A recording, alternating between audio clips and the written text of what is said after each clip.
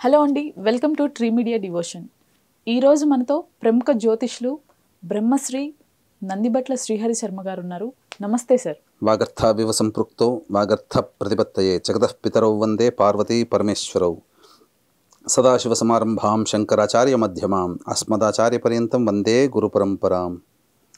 ఆదిత్యాయ చ సోమాయ మంగళాయ బుధాయ చ గురుశుక్ర శనిభ్యశ్చ రాహవే కేతవే నమః. సార్, శ్రీరామనవమికి సీతారాముల వారి అనుగ్రహం కలగాలంటే ఏ విధమైన పూజలు కానివ్వండి, ఏ విధమైన నియమాలు పాటించాలంటారు? శ్రీరామనవమి, శ్రీరాముల వారి యొక్క చరిత్ర, ఇవన్నీ కూడా తలుచుకుంటే ప్రతి ఒక్క హిందువు యొక్క రోమములు నిక్కబొడుచుకుంటాయి. ఎందుకు అంతగానంటే రాముల వారి యొక్క జన్మ రహస్యం అది. ఈనాటికి కూడా గడిచినటువంటి 5,000 సంవత్సరాల నుంచి కూడా వాడవాడల పల్లె పల్లెల వీధి వీధిన శ్రీరామనవమి వచ్చింది అంటే ఆనందోత్సాహాలతో మన ఇంట్లో పెళ్లి జరుగుతున్నట్టుగా శ్రీరామనవమి వేడుకని మనం చేసుకుంటాం. మనకు దగ్గరలో ఉన్నటువంటి దేవాలయంలో కనిచి చూసుకుంటాం. అలాగే ప్రతి చోట కూడా మన ఇంట్లో అయితే పెళ్ళి ఏ విధంగా చేసుకుంటామో ఆ విధంగా పెళ్లి పందిరి వేసుకొని ఆ శ్రీరాముల వారి సీతారాముల వారి కళ్యాణాన్ని చేయించి తిలకించి పులకించి స్వాముల వారి తీర్థము ప్రసాదము స్వీకరించి మనం వచ్చేస్తుంటాం. అదేదో మన ఇంట్లో పెళ్లి జరిగినట్టుగా మనం భావన చేస్తుంటాం. కంటే రాముడి లాంటి కొడుకుని కనాలి, పొందితే రాముడి లాంటి భర్తని పొందాలి, సీతమ్మవారి లాంటి భార్యను కావాలి. ఇలా అంటే సీతమ్మవారి లాంటి లక్షణాలు కలిగినటువంటి భార్య లభించాలి, రాముల వారి లక్షణాలు కలిగినటువంటి భర్త లభించాలని ప్రతి యువకుడు యువతి కోరుకుంటుంది. సందేహం లేదు. ఎందుకనంటే ఆదర్శ దాంపత్యానికి ప్రతీక ఈ సీతారాములు. ఆదర్శ దంపతులు, ఆది దంపతులైనటువంటి పార్వతీ పరమేశ్వరుల యొక్క స్థితిని మనం చూడలేకపోయాం. కానీ ఈ భూమి పుట్టిన తరువాత ఆదర్శ దాంపత్యానికి ప్రతీకగా 5,000 సంవత్సరాల నుంచి ఇప్పటి వరకు, భవిష్యత్తు ఈ యొక్క భూమి ఉన్నంత వరకు రాముల వారి యొక్క జగద్విఖ్యాతము మనం చూస్తూనే ఉంటాం.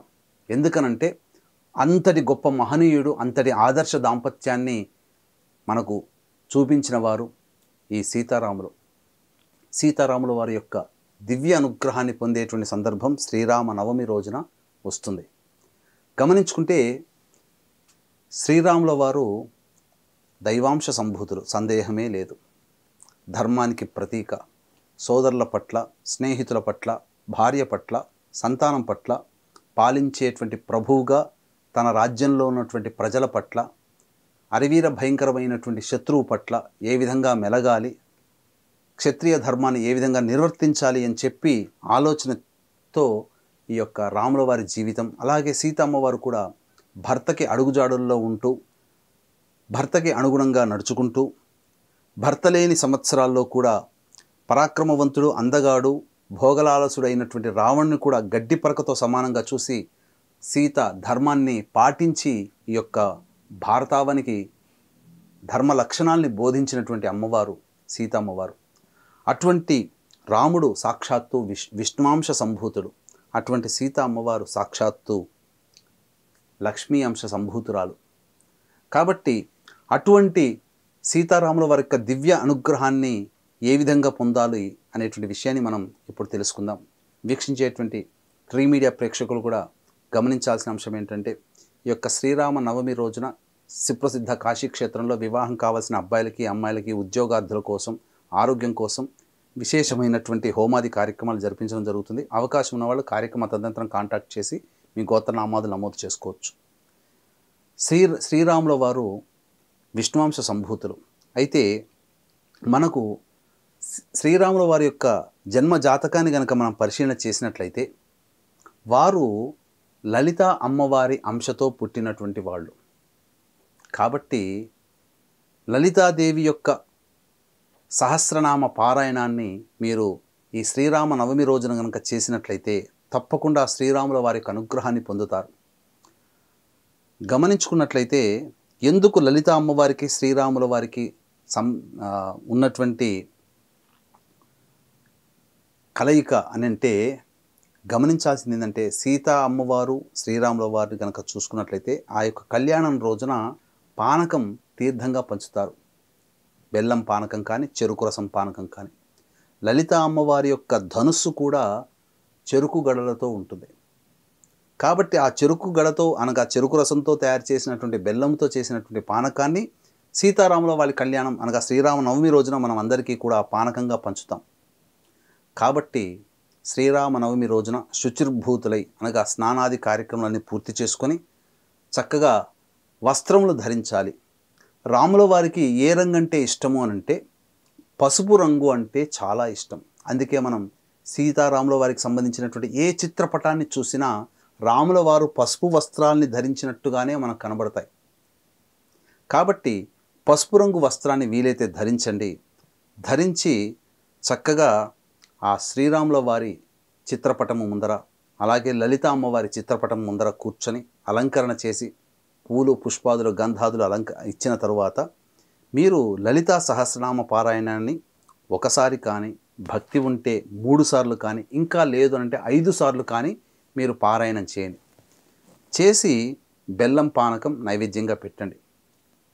పెట్టిన తరువాత ముగ్గురు ముత్తైదులకి చక్కగా పసుపు పారాణి వీలైతే మగవాళ్ళైతే తల్లి చేతనైనా కానీ తోబుట్టు చేతనైనా కానీ ఆడవాళ్ళైతే స్వయంగానైనా కానీ ముగ్గురు ముత్తైదులకి చక్కగా ఈ యొక్క సంబంధించినటువంటి పసుపు పారాణి అద్దండి. తదనంతరం సీతామ్మవారి యొక్క అనుగ్రహం పొందాలి అని అనుకున్నప్పుడు మీరు ఎర్రటి గుడ్డలో ఒక కొబ్బరికాయని తీసుకోండి.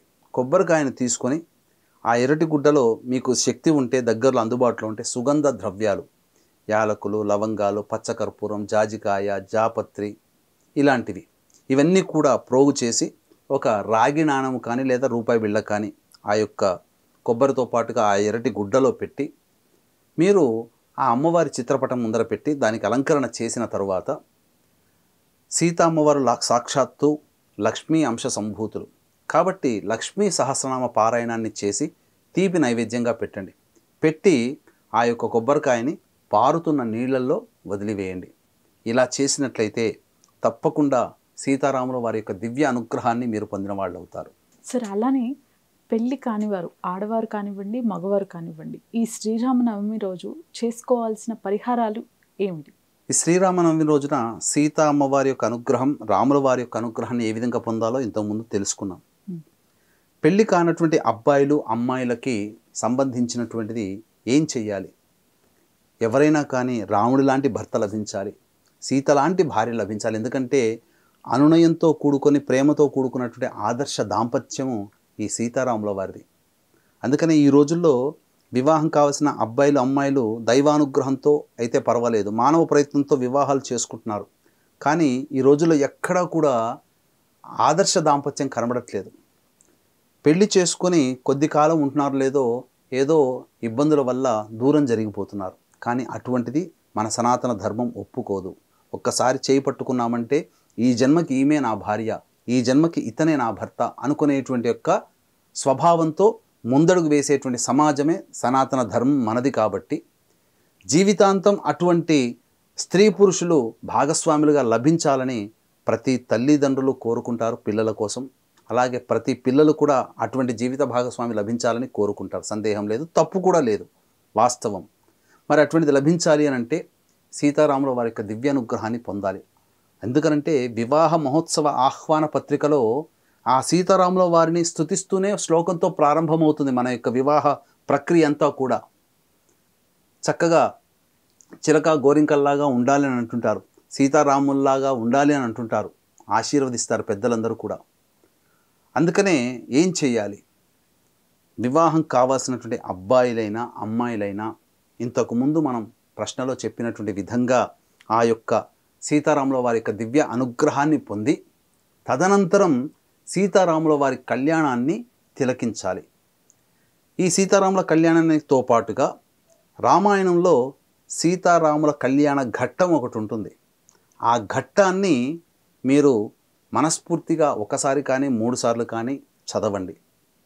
చదివి మీకు ఇంటికి దగ్గరలో కానీ ఊరికి దగ్గరలో కానీ పల్లి పందిరిలో జరుగుతున్నటువంటి సీతారాముల వారి కళ్యాణాన్ని తిలకించండి.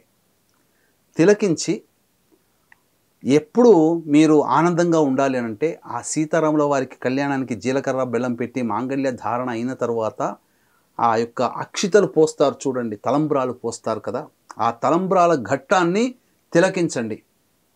ఆ విధంగా చేసినటువంటి వారికి ఖచ్చితంగా అచిరకాలంలోనే, అతి త్వరలోనే చక్కటి జీవిత భాగస్వామి, ఆ సీతారాముల ఆదర్శ దాంపత్యం కలిగినటువంటి జీవిత భాగస్వామి మీకు లభిస్తారు అని చెప్పడంలో ఏమాత్రం సందేహం లేదు.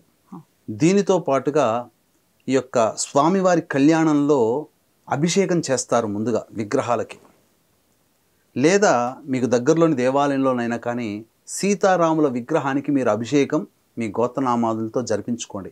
అయితే ఏ వస్తువులతో జరిపించుకోవాలి అని అంటే పటిక బెల్లం, చక్కెర కాదు, బెల్లం కాదు. పటిక బెల్లం మిశ్రి అంటారు కొన్ని ప్రాంతాల్లో, నవబోద్గడ్డ అని అంటారు కొన్ని ప్రాంతాల్లో, పటిక బెల్లం అని అంటారు. ఆ పటిక బెల్లాన్ని బాగా దంచి పొడి చేసి ఆ పొడిని నీటిలో వేసి ఆ నీటితో సీతారాముల వారికి కళ్యాణాన్ని ఆ నీటితో ఆ యొక్క అభిషేకాన్ని ఆ నీటితో జరిపించండి.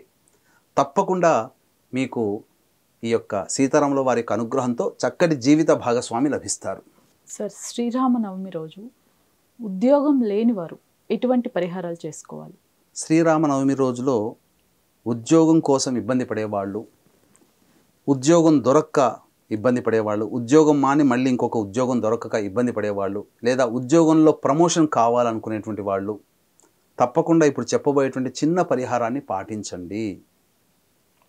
ఏంటి అనంటే, ముందుగా మొదటి ప్రశ్నలో భాగంగా సీతారాముల వారి యొక్క దివ్య అనుగ్రహాన్ని ఏ విధంగా పొందాలి అనేటువంటి విషయాన్ని మీకు తెలియచేశాను. అది మీరు తూచా తప్పకుండా పాటించండి. ఉద్యోగార్థుల కోసం మీరు చేయాల్సినటువంటిదల్లా కూడా చెరుకు రసం దొరుకుతుంది. ఆ చెరుకు రసంతో స్వామివారికి అభిషేకం జరిపించండి. అమ్మవారికి స్వామివారికి చెరుకు రసంతో అభిషేకం జరిపించండి. ఇప్పుడంతా కూడా చెరుకు రసం దొరుకుతుంది. అభిషేకం జరిపించిన తరువాత శ్రీరామ పట్టాభిషేక మహోత్సవం అనేటువంటిది రామాయణంలో ఉంటుంది.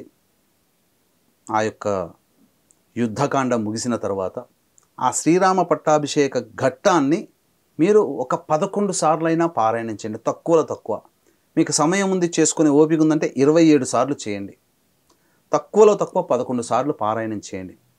అలాగే ఈ యొక్క సీతారాముల వారి చిత్రపటంలో రాముల వారి యొక్క సోదరులు భరత శత్రుఘ్నులు కూడా ఉంటారు. రామలక్ష్మణ భరత శత్రుఘ్నులు ఆంజనేయ సమేతముగా. ఉద్యోగం లభించడంలో భరతుడు చాలా మేటి కాబట్టి ఆ భరతుని మనసులో తలుచుకొని భం భరతాయ నమః అంటూ 1008 సార్లు మీరు జపం చేయండి. శ్రీరామ నవమి రోజున జపం చేసి వంకాయతో చేసినటువంటి కూరని నైవేద్యంగా పెట్టండి. వంకాయ కూరని నైవేద్యంగా పెట్టండి. తప్పకుండా మీరు ఈ విధంగా చేయండి. ఈ శ్రీరామ నవమి దారభ్యత 11 మంగళవారాలు భం భరతాయ నమః అనుకుంటూ 1008 సార్లు పారాయణం చేసి ఆ రాముల వారి చిత్రపటంలో ఉన్నటువంటి భరతుని దగ్గర వంకాయతో చేసినటువంటి కూరని నైవేద్యంగా పెట్టండి. తప్పకుండా ఇది ఒక చక్కటి తంత్రము. దీనివల్ల చాలామంది ఉద్యోగం లభించిన వాళ్ళు ఉన్నారు. మీరు ఏమాత్రం కూడా మిస్ కాకుండా ఇది నియమాన్ని భక్తితో శ్రద్ధతో క్రియాలోపం లేకుండా, భక్తి లోపం లేకుండా, శక్తి లోపం లేకుండా చేయండి.